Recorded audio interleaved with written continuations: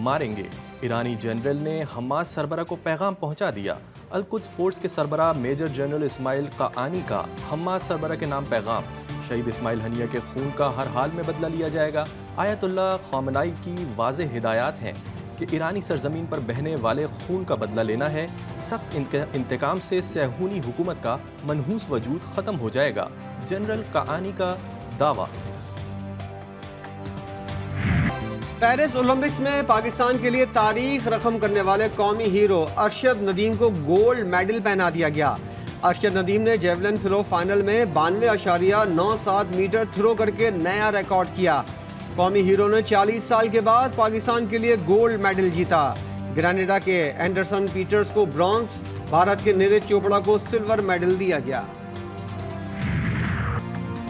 ارشد ندیم کے کارنامے کی بدولت پیرس میں پاکستانی پرچم بلند ہو گیا، قومی ترانہ بھی بجایا گیا۔ جیولن تھرو مقابلے میں کامیاب ایتھلیٹس کو میڈلز پہنانے کی تقریب آئیفل ٹاور کے قریب چیمپئنز پارک میں ہوئی۔ تقریب میں قومی ترانے کے موقع پر ارشد ندیم کی آنکھیں نم ہو گئیں۔ پیرس اولمپکس میں تاریخ رقم کرنے والے ارشد ندیم نے گولڈ میڈل کو قوم کے لیے یوم آزادی کا تحفہ قرار دے دیا۔ سماجی رابطے کی ویب سائٹ ایکس پر پیغام جاری کرتے ہوئے ارشد ندیم نے کہا کہ پہلے تو اللہ تعالیٰ کا شکر گزار ہوں کہ اس نے مجھے اس عظیم کامیابی سے نوازا۔ یہ میرے والدین کی اور پوری قوم کی دعائیں ہیں، آپ سب کا شکریہ۔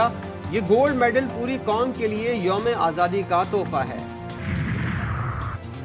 25 کروڑ عوام کا سر فخر سے بلند کرنے والے ارشد ندیم پر انعامات کی بارش۔ وزیر اعلیٰ پنجاب کا 10 کروڑ روپے انعام کا اعلان۔ مریم نواز نے ارشد ندیم کے نام سے اسپورٹ سٹی بنانے کا بھی اعلان کیا۔ سندھ حکومت کی جانب سے 5 کروڑ روپے اور گولڈ میڈل کا اعلان۔ سندھ اور پنجاب کے گورنرز بھی 20-20 لاکھ دیں گے۔ معروف گلوکار علی ظفر کا بھی ارشد ندیم کو نقد 10 لاکھ دینے کا اعلان۔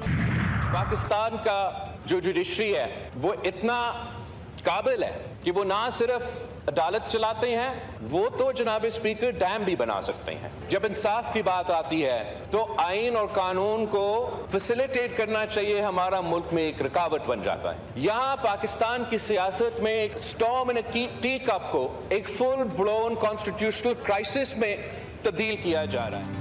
پارلیمان میں ایک ادارے کی مداخلت کا شکوہ۔ پوری دنیا میں کوئی جوڈیشری ہماری عدلیہ کا مقابلہ نہیں کر سکتی، یہ انصاف بھی دیتی ہے اور ڈیم بھی بنا سکتی ہے۔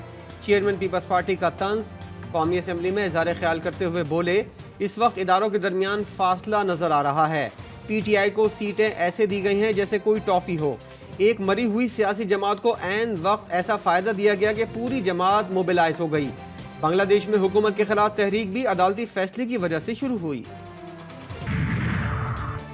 میں معزز مہمان گرامی کی وجہ سے یہاں بہت کچھ بولنا چاہتا تھا مگر نہیں بات کی۔ ایوان کے تقاضوں کو جانتا ہوں، اپوزیشن لیڈر عمر ایوب کا اعتراض۔ ایوان میں بولے، بلاول بھٹو نے جس طرح بات کی وہ سابق وزیر خارجہ رہ چکے ہیں، انہیں زیب نہیں دیتا تھا۔ لگتا ہے ان کو پریڈ گراؤنڈ سے کوئی ہدایت آئی ہے۔ فضيلة الشيخ، نورتم أجواء باكستان بوجودكم المبارك، وشرفتم برلمان باكستان بقدومكم الميمون، ومجلس الشورى۔ مولانا فضل الرحمان نے معزز سعودی مہمانوں کو عربی میں خوش آمدید کہا۔ قومی اسمبلی کے اجلاس میں انہوں نے کہا کہ آج ایک معزز مہمان یہاں تشریف لائے ہیں، ایسے میں داخلی سیاست زیر بحث نہیں لانی چاہیے۔ اپنی کمزوریاں خود دور کرنا ہوں گی، کوئی اور نہیں آئے گا، ہمیں خود مضبوط ہونا ہوگا۔ مصطفیٰ کمال نے کہا، بلاول کی تجویز سے اتفاق کرتا ہوں کہ ملک کے مسائل پر تلخیاں پیدا نہ کریں، اتنی گنجائش چھوڑیں کہ کم از کم ملکی بحرانوں پر بات کر سکیں۔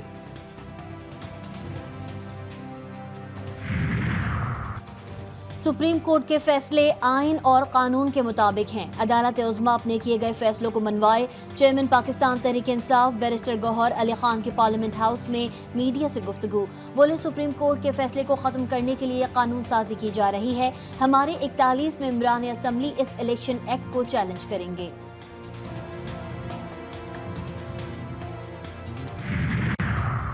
حکومت کا گورنر سندھ کو تبدیل کرنے کا فیصلہ۔ پیپلز پارٹی اور نون لیگ نے بشیر میمن کے نام پر اتفاق کر لیا۔ بلاول بھٹو زرداری سے نائب وزیر اعظم اسحاق ڈار نے ملاقات کی۔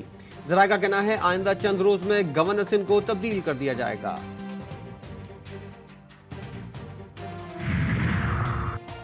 متحدہ قومی موومنٹ کا گورنر سندھ کی تبدیلی پر سٹینڈ لینے کا فیصلہ۔ چیئرمین ایم کیو ایم کے مطابق اگر ایسا کوئی فیصلہ ہوتا ہے تو پھر ایم کیو ایم قیادت بیٹھے گی اور اپنا فیصلہ اور لائے عمل بنائے گی۔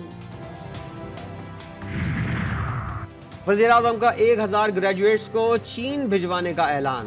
کراچی میں زرعی نمائش سے خطاب کرتے ہوئے وزیراعظم نے کہا پاکستان اور چین دوستی کے مضبوط رشتے میں بندھے ہوئے ہیں۔ بڑی تعداد میں چینی سرمایہ کاروں کی نمائش میں شرکت خوش آئند ہے۔ ٹیکنالوجی کی مدد سے زرعی پیداوار کو بڑھایا جا سکتا ہے۔ وفاق اور صوبوں کو مل کر زرعی شعبے کی ترقی پر توجہ دینا ہوگی۔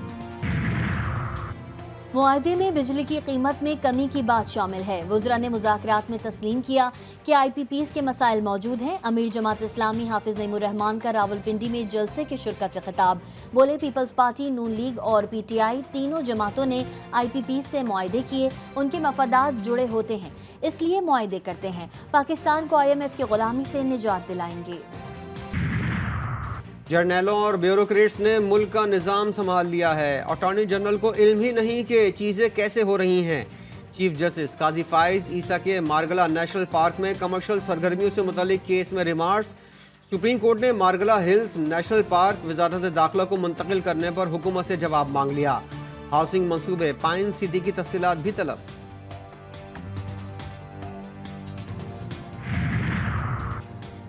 بانی پی ٹی آئی کے خلاف درج سانحہ 9 مئی کے مقدمات کی تفتیش کے لیے نئی جوائنٹ انویسٹیگیشن ٹیم بنانے کا فیصلہ۔ پولیس کی جانب سے محکمہ داخلہ پنجاب کو سفارشات بھجوا دی گئیں۔ جے آئی ٹی میں شامل 3 ایس پیز کو تبدیل کیا گیا ہے۔ پولیس ذرائع کے مطابق جوائنٹ انویسٹیگیشن ٹیم میں 2 نئے ممبران بھی شامل کیے جائیں گے۔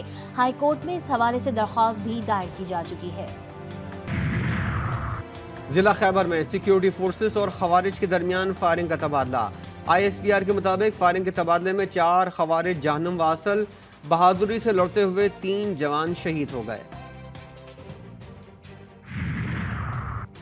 کوہاٹ میں 2 بچیاں تالاب میں نہاتے ہوئے ڈوب گئیں۔ بچیوں کی شناخت 9 سالہ ایمان اور 10 سالہ فائزہ کے نام سے ہوئی۔ لاشیں ورثہ کے حوالے کر دی گئیں۔ رجحان میں بھی 2 بچیاں سیلابی ریلے میں بہہ کر جاں بحق ہو گئیں۔ 10 سالہ امرین اور 12 سالہ سونیا سودا سلف لینے گھر سے نکلی تھیں۔ پاکستان میں پولیو کا 14واں کیس سامنے آ گیا۔ بلوچستان کے ضلع قلعہ سیف اللہ میں 20 مہینے کی بچی پولیو وائرس سے متاثر۔ یہ اس سال قلعہ سیف اللہ سے آنے والا پہلا کیس ہے۔ بلوچستان میں اب تک 11 بچے پولیو سے متاثر ہو چکے ہیں۔ غزہ میں اسرائیلی درندگی جاری، صہیونی فوج کے نصیرات، المغازی، جبالیہ، خان یونس اور رفح پر حملے، 8 فلسطینی شہید، کئی زخمی۔ غزہ شہر میں صہیونی فوج نے 2 اسکولوں کو نشانہ بنایا۔ حملے میں 15 فلسطینی جان سے گئے، 30 سے زائد زخمی ہوئے۔ شہداء کی مجموعی تعداد 39,699 تک جا پہنچی۔ لبنان کے علاقے سیڈون میں صہیونی فوج کا فضائی حملے میں حماس کے سینئر رہنما شہید ہو گئے۔ لبنان کے سرکاری میڈیا کے مطابق جنوبی لبنان میں ہونے والے حملے میں حماس کے سینئر رہنما سمر الحاج شہید ہو گئے، جبکہ 2 شہری زخمی بھی ہوئے۔ اور ملک بھر میں جشن آزادی کی تیاریاں زور و شور سے جاری۔ شہر شہر سبز ہلالی پرچموں کی بہار، بازاروں میں رونقیں بڑھ گئیں۔ قومی پرچم، جھنڈیاں، بیجز اور دیگر اشیاء کی خریداری میں تیزی آ گئی۔